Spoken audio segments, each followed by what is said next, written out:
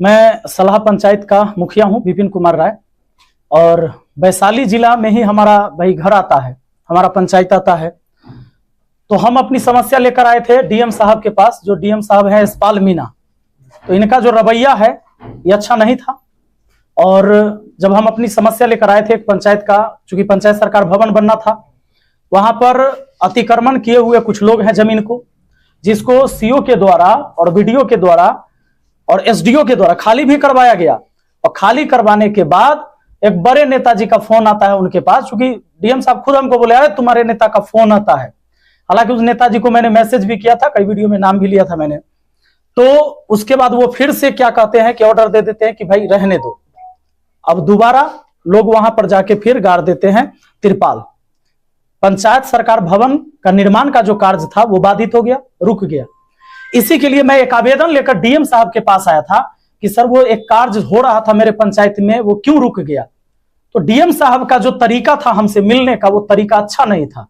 जैसे ही हम अंदर प्रवेश किए थे तो पहले तो हम गए तो बोले प्रणाम सर, भाई कोई अधिकारी है, हम लोग का एक संस्कार में भी बनता है।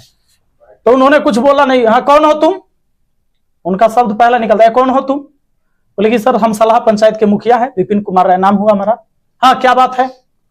मैंने बोला कि सर हमको पंचायत सरकार भवन निर्माण के संबंध में बात करना है आपसे। हाँ क्या बात करना है। अरे तुम कैसा आदमी हो, ऐसा जमीन बताते हो जिसमें लोग विरोध कर देते हैं, वीडियो वायरल हो जाता है। हम कि सर सरकारी जमीन बताया जाएगा ना आपको, सरकारी जमीन में ही पंचायत सरकार भवन बनेगा। और जो एनओसी दिया गया सीओ के द्वारा, उसके बाद ही तो वर्क ऑर्डर पास हुआ। तुरंत वो कहते हैं इसको बाहर निकालो। ये बात बुरा लगा, क्योंकि एक जनप्रतिनिधि हूं मैं, जनता का आवाज हूं।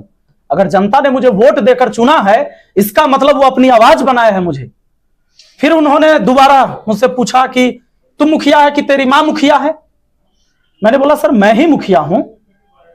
तो फिर उसके बाद भी उन्होंने कई सारे शब्द कहे कि तुम नया नया अभी मुखिया बने हो। उन्होंने पूरे बात करते टाइम में 3 बार बोला कि अरे इसको बाहर निकालो। लेकिन मैं सैल्यूट करता हूं उन जवानों को जिन्होंने मुझे, किसी ने जबरदस्ती बाहर नहीं निकाला। और उसके बाद हम उनको बोले कि कम से कम मेरा आवेदन तो ले लीजिए सर, हम लिख के लाए हैं, पढ़ लीजिएगा। कहे कि नहीं लेंगे। उनके काहे नहीं लीजिएगा, तो नहीं लेंगे। तो फिर हम चले आए, हम बोले कि थैंक यू, धन्यवाद। हालांकि वही आवेदन आज दोबारा मैं लेकर आया था और मैंने लोगों से आह्वान किया था कि भाई आपकी भी अगर समस्या, ये मेरी समस्या थी, अगर वैशाली जिला के किसी भी व्यक्ति का समस्या है तो अपनी अपनी समस्या लेकर पहुंचिए डीएम कार्यालय आज 11 बजे। हजारों लोग आए यहां पर। जब हजारों लोग आए, बहुत सारे पुलिस प्रशासन की व्यवस्था भी थी, अच्छी बात है। मैं भी चाहता था कि कानून की धज्जियां न उड़े, जो सारी चीजें हो वो संवैधानिक तरीके से हो, और व्यवस्थाएं पूरा दुरुस्त था प्रशासन की। वहां पर बहुत सारे लोग पहुंचे, सब अपना अपना आवेदन लेके। हालांकि डीएम साहब गायब हो गए। अब पता ना काहे गायब हो गए, अब तो वही जानेंगे, आप लोग जाके पूछिएगा।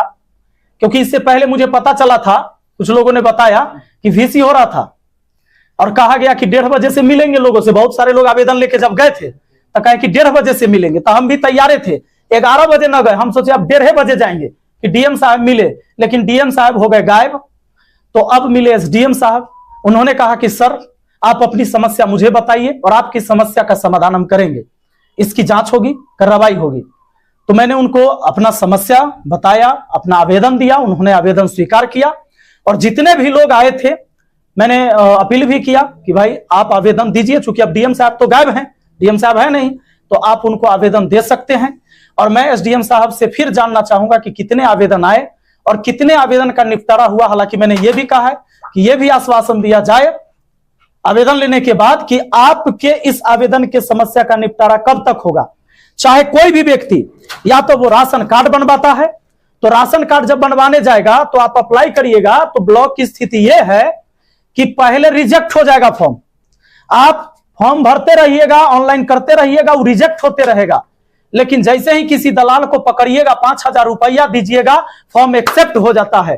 तो इसकी जांच होनी चाहिए। पूरे वैशाली जिला में एक सलाह पंचायत है जहां 5 केजी के 5 केजी राशन प्रति व्यक्ति मिलता है, बाकी जिला में क्यों नहीं मिलता है, यह सवाल बनता है। और आप सबको पता है, मीडिया बंधु है, पता लगाइए, जब डीलर के यहां राशन बटाता है तो आप लोग को जाना चाहिए। इसके बाद यही सारे सवाल हम उठा रहे थे। लेकिन हमारे ऊपर नोटिस निकाल दिया गया। ये जो चीजें मैं बोल रहा हूं कि जातीय, आवासीय, राशन कार्ड, शौचालय, आवास, इनमें घूस लिया जाता है। पूरे जिला क्या पूरे बिहार की स्थिति है ये। लेकिन यह बात बोलने पर मेरे ऊपर एक नोटिस निकाल दिया गया है कि आप जो बोलते हो वो झूठी झूठी खबर है। तो भाई भले ही आप मेरे ऊपर फरमान जारी कर दीजिए, ये आपके हाथ में है, लेकिन देखने वाला ऊपर विधाता भी है, उससे तो कम से कम डरिए। इस संसार में सर्वे सर्वा ना आप है ना हम है, हर किसी को एक दिन जाना है। मैंने एक दिन प्रेस कॉन्फ्रेंस किया था शमशान घाट से, क्योंकि वो अंतिम सत्य है, लोग वहीं पर पहुंचते हैं अंतिम में। तो किसी को यह गुमान न रहे, चाहे वो मुखिया हो, विधायक हो, मंत्री हो, संतरी हो, अरे मिलना तो उसी मिट्टी में सबको है। राजा हो या रंक, सभी का अंत एक सा हो। फिर किस बात का गुमान और किस पद का गुमान। लेकिन अगर आप पढ़ लिख कर आए हैं तो आप अपने समाज की उन्नति के लिए आए हैं, इसलिए इस पर कार्य करना चाहिए।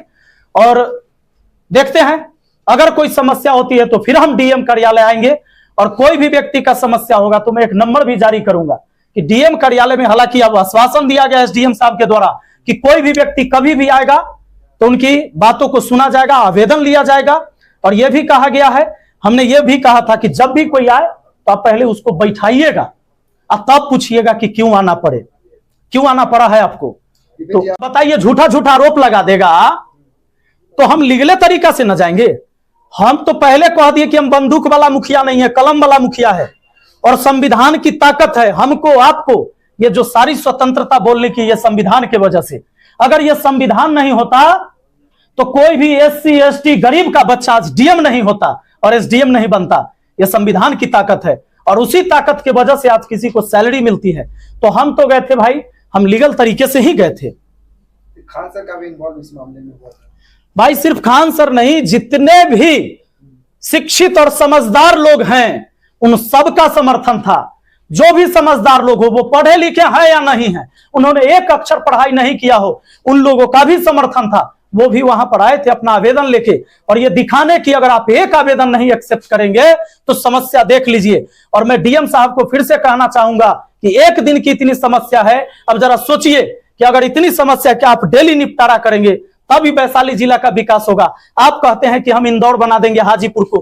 कुछ दिन पहले आपने डस्टबिन वाला सिस्टम लाया था। अभी लोहिया स्वच्छ मिशन अभियान के तहत हर पंचायत को स्वच्छ बनाना है, और डीएम साहब ने खुद कहा कि हमें इंदौर बनाना है। आप बताइए, ये जो पॉपुलेशन तो बढ़ ही रहा है, छोड़िए पोल्यूशन, जो एयर इंडेक्स क्वालिटी आप देखिए, पटना से बेकार हो गया हाजीपुर का, कैसे आप इंदौर बना दीजिएगा? क्या मॉडल है आपका? इस पर बात करना चाहिए। आवेदन पर कार्रवाई करनी होती तो फिर आगे क्या, तो फिर आगे के बात होगा फिर।